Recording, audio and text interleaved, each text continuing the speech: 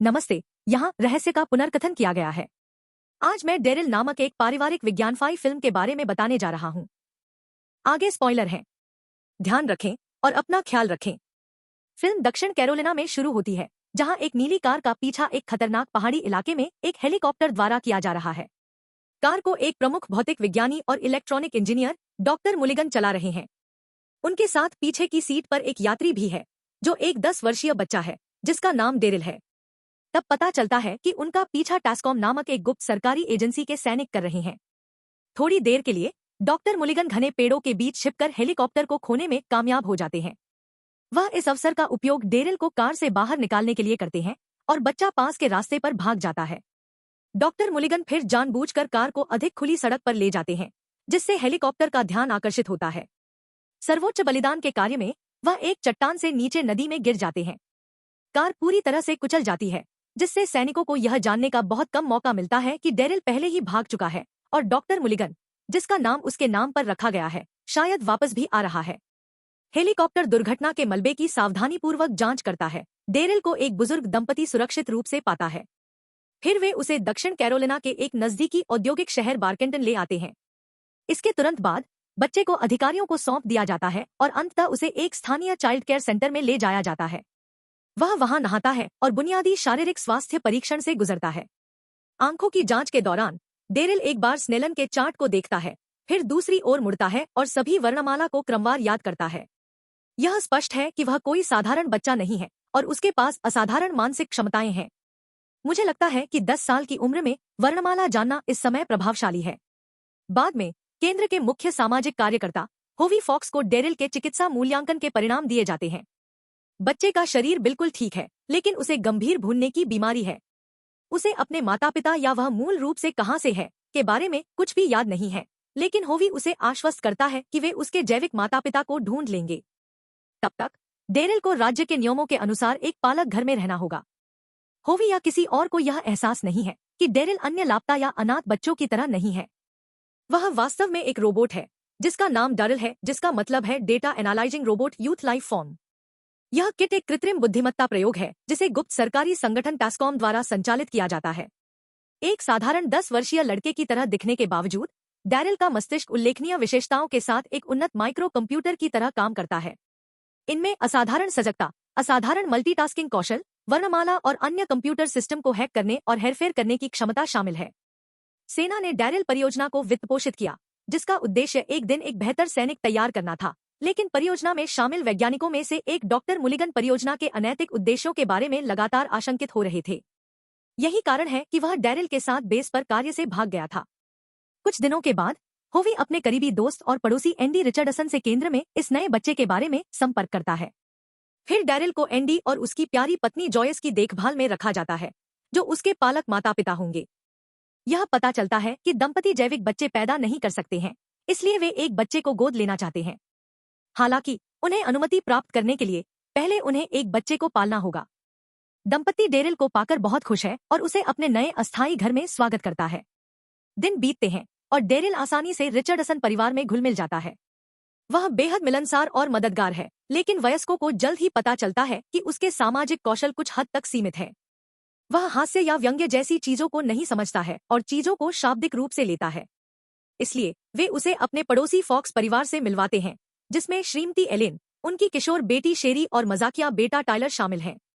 इसके बाद टर्टल अपने नए दोस्त को घर ले जाता है और वे पोल पोजीशन नामक एक कंप्यूटर गेम खेलते हैं।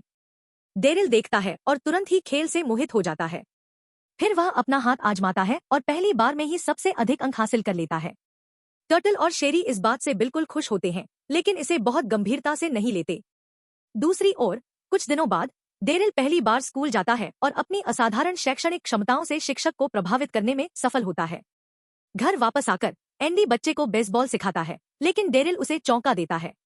कड़ी तोड़ बल्लेबाजी की क्षमता, यह एंडी को अपनी स्थानीय बेसबॉल टीम मोहाक्स को चैंपियनशिप जीतते हुए देखने के लिए प्रेरित करता है।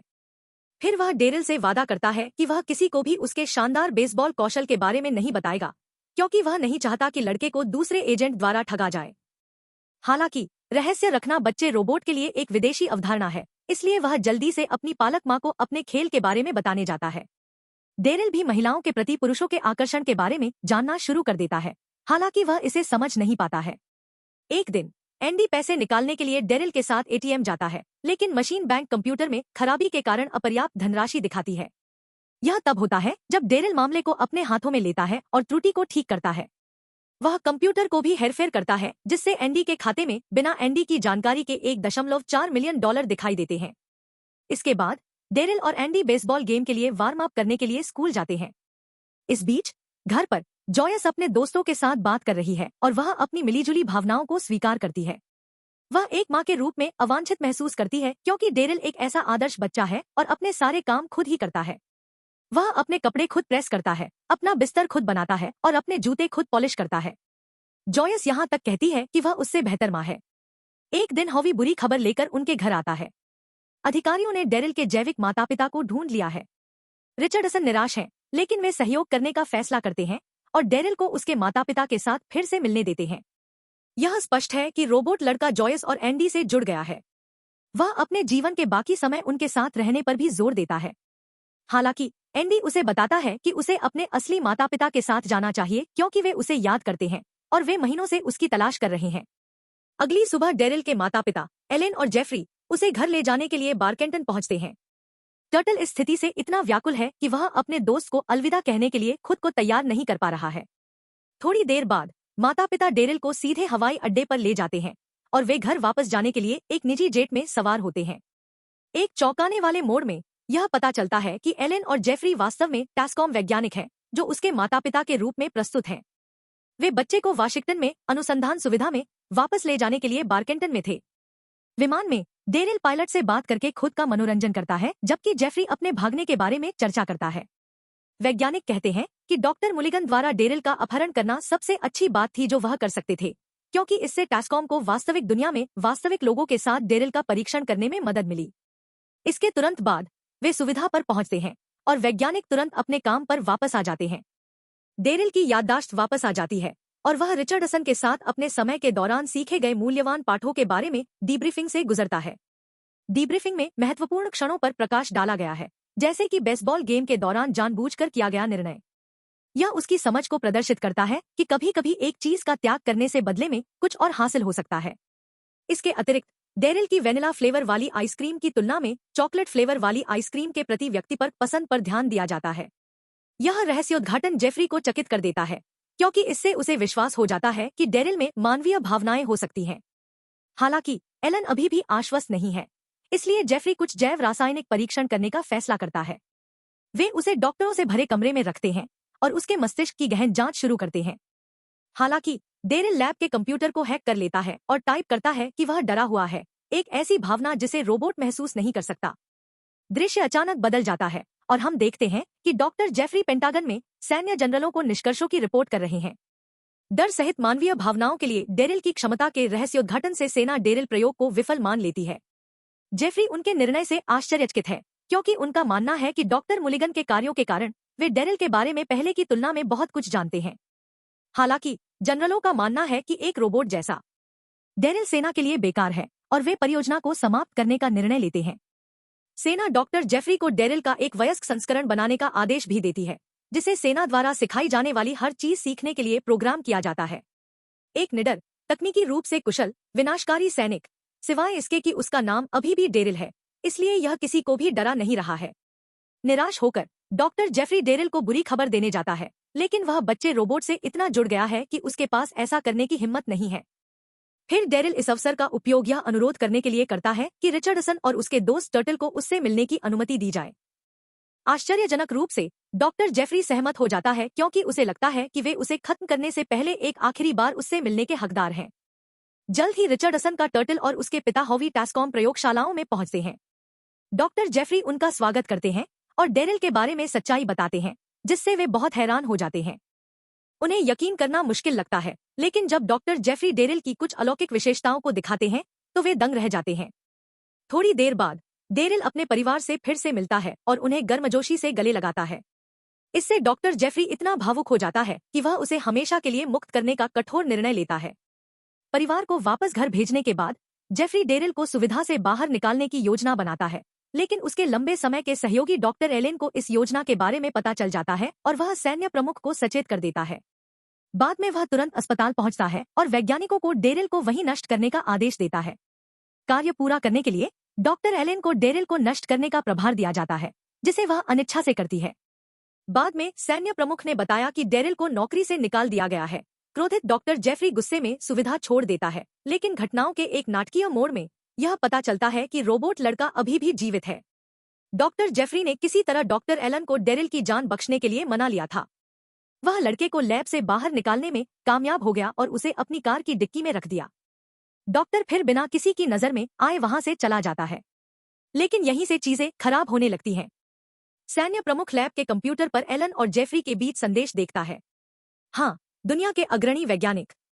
उसने वह गलती की। अब उसे पता चल गया है कि रोबोट लड़का अभी भी काम कर रहा है और उसने अपने आदमियों को जेफरी को रोकने का आदेश दिया। इस बिंदु तक डॉक्टर को लैब के परिसर से बाहर निकाल दिया जाता है और एक गहन कार का पीछा किया जाता है, लेकिन डेरिल बहादुरी से स्टीयरिंग वही ले लेता है और अपने अलौकिक ड्राइविंग कौशल की बदौलत पुलिस कारों को चकमा देने में कामयाब हो जाता है। फिर दोनों रात को किसी स्थानीय मोटेल में रुकते हैं और अपना वाहन बदलते हैं। अगली सुबह जेफरी डेरिल को एक गुप्त स्थान पर ले जाने की योजना बनाता है।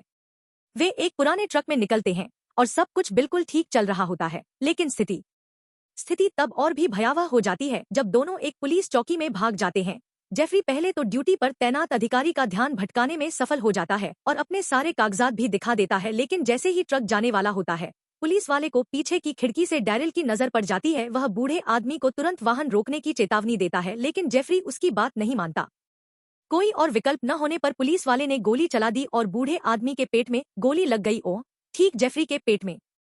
फिर भी वे चौकी से भागने में सफल हो जाते हैं। जेफरी हालांकि एक जंगल के पास कार रोकता है और बाहर ठोकर खाता हुआ गिर जाता है। उसका बहुत खून बह चुका होता है और अंततः वह डेरिल की बाहों में मर जाता है। यह बेचारा लड़का अपने जीवन में पहली बार आंसुओं में डूब जाता है। उसी रात डेरिल पास के यूएसएफ एयरबेस में घुस जाता है और एक कंप्यूटर को हैक करके कई अलार्म बजाता है। बेस पर मौजूद सभी सैनिक असहाय होकर देखते हैं कि 110 साल का एक व्यक्ति अब तक के सबसे उन्नत लड़ाकू विमान में उड़ जाता है। इस बीच बच्चा विमान को ऑटो पायलट पर सेट करता है और उसे अपने गृहनगर बारकेंटन के निर्देशांक देता है। डेरिल अपने दोस्त टर्टल से भी संपर्क करता है, उसे शेरी के साथ ब्लू लेक जाने का निर्देश देता है। दूसरी ओर सेना के पास कोई मिसाइल नहीं है जो ब्लैकबर्ड को पकड़ सके। उन्हें डेरिल को यह बताने के लिए मजबूर होना पड़ता है कि विमान को स्वविनाश तंत्र का उपयोग करके उड़ान के बीच में वाष्पीकृत कर दिया जाएगा। हालांकि बच्चा उनसे एक कदम आगे है और अपनी खुद की मौत को नकली बनाने की योजना बनाता है। वह स्वविनाश टाइमर के खत्म होने का इंतजार करता है और आखिरी सेकंड में विमान से बाहर निकल जाता है, इससे पहले कि विमान उड़ जाए। दुर्भाग्य से विमान से बाहर निकलने के दौरान लगाया गया जी-फोर्स डेरिल को अस्थायी रूप से बेहोश कर देता है। वह धीरे धीरे नीली झील में गिरता है, जबकि वह अभी भी अपनी सीट से चिपका हुआ है। अतिरिक्त वजन के कारण वह डूब जाता है और अंततः बेचारा लड़का डूब जाता है। इस बीच टर्टल और शेरी अपने दोस्त से मिलने के लिए झील पर साइकिल चलाते हैं। वे कुछ देर तक धैर्यपूर्वक प्रतीक्षा करते हैं, लेकिन डेरिल का शरीर जल्द ही झील की सतह पर तैरने लगता है। एक व्याकुल कछुआ पानी में कूद जाता है और जल्दी से अपने सबसे अच्छे दोस्त को बाहर खींच लेता है। फिर वह और उसकी बहन डेरिल को निकटतम अस्पताल ले जाते हैं। दुर्भाग्य से यह बहुत देर हो चुकी थी, क्योंकि डेरिल में जीवन के कोई लक्षण नहीं दिखते और आधिकारिक तौर पर उसे मृत घोषित कर दिया जाता है। इस घटना से सभी टूट जाते हैं और दोनों परिवार, रिचर्डसन और फॉक्स, एक साथ शोक मनाते हैं। हालांकि टर्टल बचकानी जिद पर अड़ा रहता है कि उसका दोस्त मर नहीं सकता क्योंकि उसके पास मानव मस्तिष्क नहीं है। उन्हें पता नहीं, टैस्कॉम वैज्ञानिक डॉक्टर एलेन अस्पताल पहुंचती है और डेरिल के बेजान शरीर को ढूंढती है। वह चुपचाप उसके इलेक्ट्रॉनिक मस्तिष्क को फिर से सक्रिय करती है और उसे जीवन देती है। चूंकि डेरिल को आधिकारिक तौर पर मृत घोषित कर दिया गया था, वह अब टैस्कॉम के रडार पर नहीं है, क्योंकि मुझे लगता है कि उन्होंने उसमें किसी भी प्रकार का ट्रैकर चिप या जीपीएस या कुछ भी नहीं लगाया है, भले ही वह अब तक का सबसे महंगा उन्नत रोबोट है। वह अब अपने पालक परिवार और अपने सबसे अच्छे दोस्त के पास लौटने के लिए स्वतंत्र है। रिचर्डसन के घर में एक उदास कछुआ अपने घर के लिए निकलने वाला है, लेकिन जैसे ही वह बाहर आता है, उसका स्वागत डेरिल द्वारा किया जाता है, जो उसकी ओर दौड़ता हुआ आता है। फिल्म के अंत में दो सबसे अच्छे दोस्त एक दूसरे को गले लगाते हैं। अधिक वीडियो के लिए सदस्यता लें। इसे पसंद करें, नोटिफिकेशन चालू करें और चैनल की मदद करने के लिए लाइक करें। देखने के लिए धन्यवाद।